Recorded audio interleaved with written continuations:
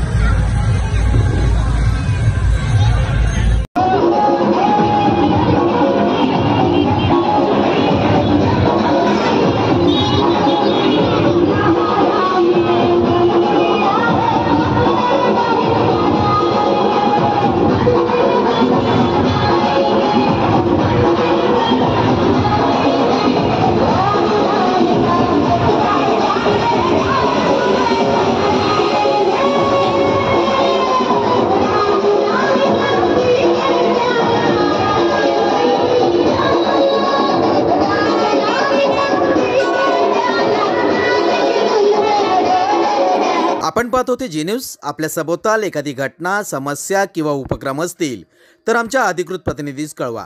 आम्ही ते आमच्या चॅनलवर प्रसारित करण्याचा प्रयत्न करू। आपणास जर आमच्या बातम्यांचा नियमित अपडेट घ्यायचा असेल तर आत्ताच आमच्या चॅनलला लाईक, सबस्क्राइब व शेअर करा। जी न्यूज चॅनल करिता चिबिरो, नागपूर।